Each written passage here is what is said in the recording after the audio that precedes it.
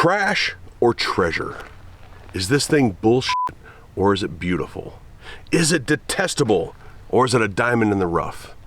And if you've read the title of this video, you of course know what I'm talking about.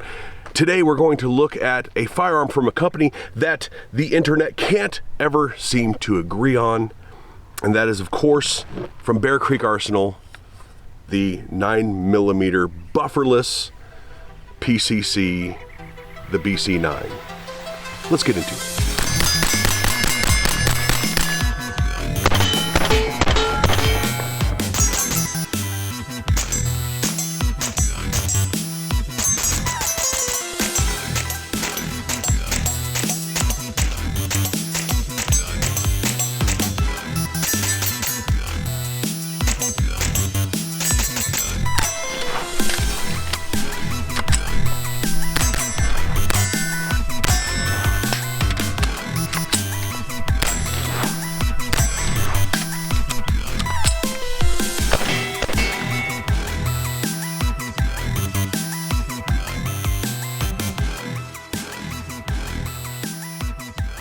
Welcome back to the channel, everybody, and if this is your first time here, welcome. I need to get some housekeeping out of the way real quick. Bear Creek Arsenal did send me this upon my request. I didn't initially request this to review it. I requested this because I believe that pistol caliber carbines, PCCs, things of this nature are possibly one of the best overall home defense firearms you can buy, and that will be a video that I have coming up. But in my testing of this, in my shooting of this, I did want to tell you about it. Now, my relationship with Bear Creek Arsenal is pretty simple. I am an affiliate of theirs. I did request this. They did not contact me to make this video or anything like that. I've received no monetary compensation for doing this video, and I have had a couple of Bear Creek Arsenal products that I have purchased myself in the past. One of them being this stainless steel Glock barrel that is in my carry gun. This barrel has many thousands of rounds through it, has proved to work flawlessly ever since I bought it. And I actually had one person say nobody would ever take me seriously with a Bear Creek Arsenal barrel in my carry gun. And to that I say, come shoot with me.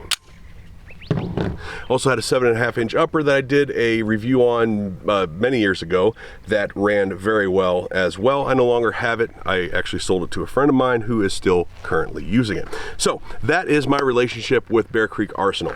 This is the first and only thing they have sent me for free, and again, it was upon my request, not theirs. Now, I have close to 1,000 rounds on this at this point of various types of 9mm, including MagTech 124 grain brass, MagTech 115 grain polished steel case, BPS 124 grain, and Cellar and Bellet 115 grain.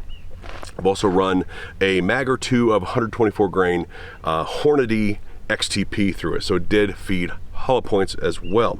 So let's get into some of the specifications about this pistol caliber carbine, not a carbine, but a short 10.5. And as usual, we're gonna go ass to mouth on this thing because that's how your mom likes it. So starting with the back of this, I did put an SB tactical folding brace on it. I will probably put a standard brace on it eventually. I don't know if I'm real happy with this thing. It has some flex to it because it is polymer, but I wanted to put a brace on it, and this was the only one available at the time. But it does have some 1913 rail here on this back block that finishes out the bufferless system. So it does have 1, 2, 3, 4, 5 slots of Picatinny rail back here.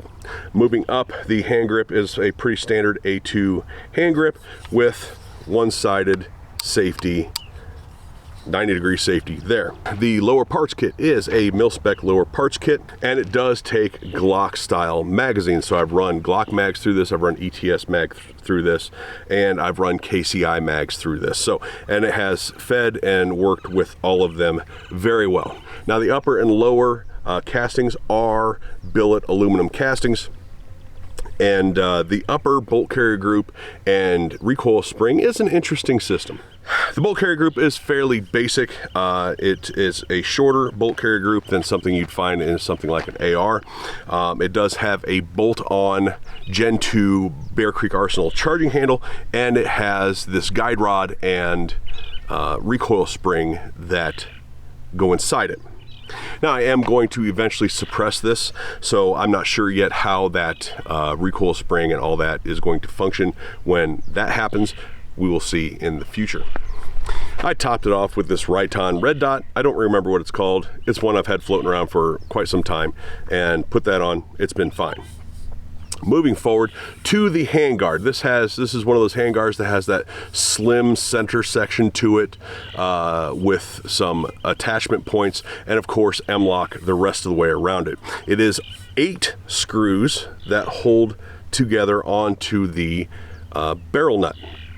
Now, in my first shots, I'll show it to you. In my first shots video that I shared with the members of my channel, the handguard did come a little loose, but I put it back into place, Loctited the screws, haven't had a problem since. Everything's still as tight as it was. Nothing seems to be moving. Actually, the handguard moved just a little bit.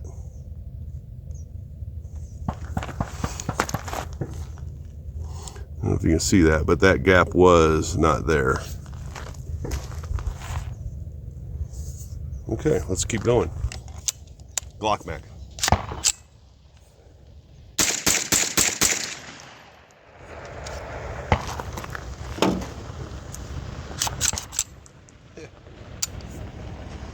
Yeah. And the gap closed. And the gap closed. So there's some play in these screws or something, and like maybe the size of the hole. Oh yeah, you can see where it moved.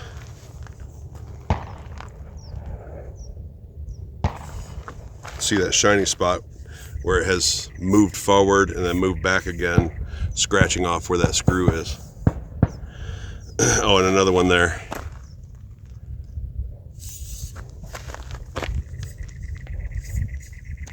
Nope, yep. All right, so let's tighten those up.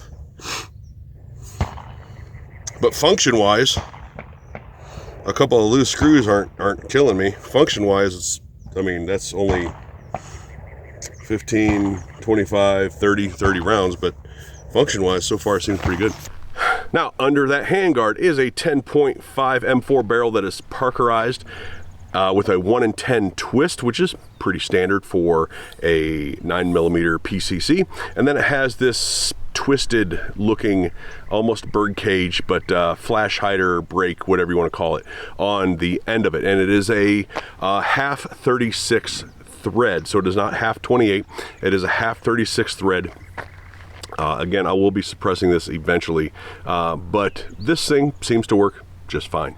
Now, before we get into my experiences with this firearm, one thing is it likes to be clean. It likes to be clean and freshly lubed, which is a bit of a departure from a lot of the guns that I tend to review. It runs really, really, really well. I do very much enjoy shooting this. It does become somewhat finicky when it gets really dirty. So in about 500 rounds, I noticed, right close to 500 rounds of shooting the MagTech steel case, polished steel case, I was getting a couple here and there failures to feed and a simple rack of the charging handle, and it went right back into business. Never had more than one in a magazine. But there was a few of those when it was incredibly dirty. Now, once I oiled it a little bit, ran a snake through the barrel and bore or chamber, the thing would start running flawlessly again. So it does like being clean. It does like being oiled. It does not like being very dirty, and it does not like being dry. Now, to some people, you're probably saying, well, obviously you clean and oil your guns. I hate cleaning and oiling my guns. I hate it more than mayonnaise. You know how much I hate mayonnaise. Yes, I do. Oiling my guns is my version of cleaning. Some drops, rack the charging handle or whatever it is, rack the slide and things like that, and then keep running. So this was a little bit of a departure for me. However, you're probably right. You probably should be cleaning your guns way more often than I normally do. Now, there was an incident, but it had nothing to do with the gun. In fact, the gun survived this incident with flying colors. And that is this: if you follow my Facebook or if you follow my Instagram, you will have seen this video. And that is, I had this Toolman Tactical magazine. I bought a few of them a long time ago because they were really cheap, never really ran them, and they were loaded up with some really cheap reloads I found at a Tucson gun show. And it is one of the examples of why I don't allow reloads in my classes. It blew up. It was a severely overpressured round, and the thing exploded.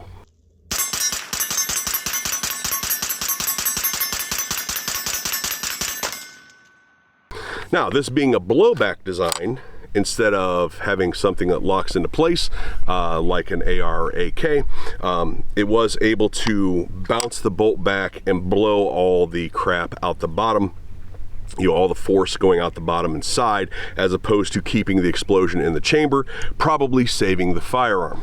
Now, after that happened, it ran horribly for a couple mags. I tried to run it, failures to feed, failures to extract, things like that. And of course, because I don't clean guns, my buddy was like, hey, you might want to clean all that crap out of it and see how it runs then. He was out with me shooting that day, and we cleaned it, and of course it started running perfectly fine after that. So let's go ahead, and these are black ETS mags with Cellar and Bellet 115 grain. Black ETS mags, 33 round mags. I have 30 in each one right now. So of course the keyboard warriors are now going to say that, being Bear Creek Arsenal and ETS mag, this thing will surely either not function at all or explode right away.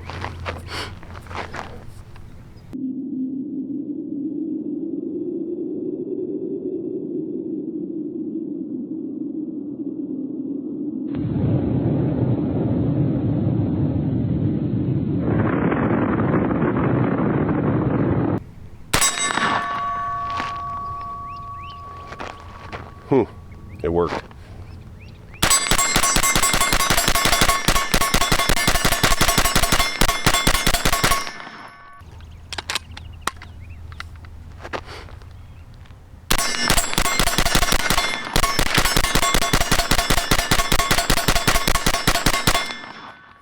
And let's get one more.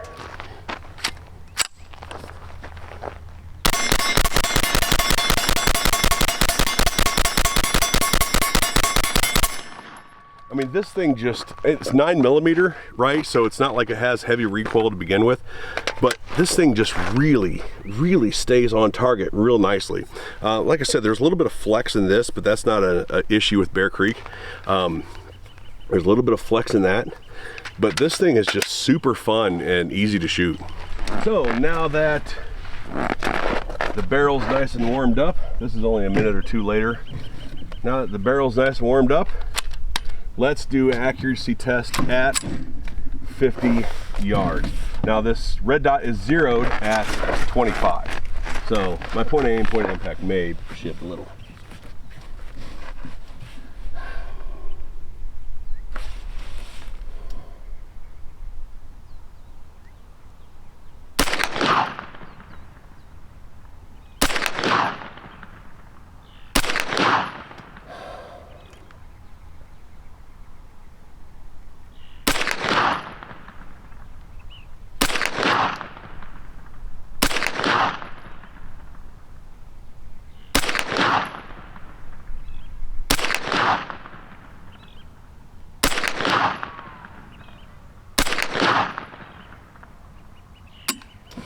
All right, and that was the same 115 grain out of another ETS magazine. This is the Omega Mag. Let's go look at that. All right, that was my point of aim, this little piece of electrical tape, and there's all 10 shots right there. So that's what, 1.5 inch, almost 2 inch group. I'm pretty happy with that, especially being a red dot, right? If this was a magnified optic, I would expect better, but being a red dot, I am pretty darn happy with that, especially after running 90 rounds heating the barrel up. So a little off topic, I took a quick break to get something to drink before I started recording this portion of the video, and somebody had just commented about how trash ETS mags are. That's quite amusing. Anyway, so this thing has run really, really well. It has nothing to do with me getting it for free, has nothing to do with any relationship I have. I've told you the one issue with the handguard moving that I had, and it likes to stay clean and freshly oiled. It's been good.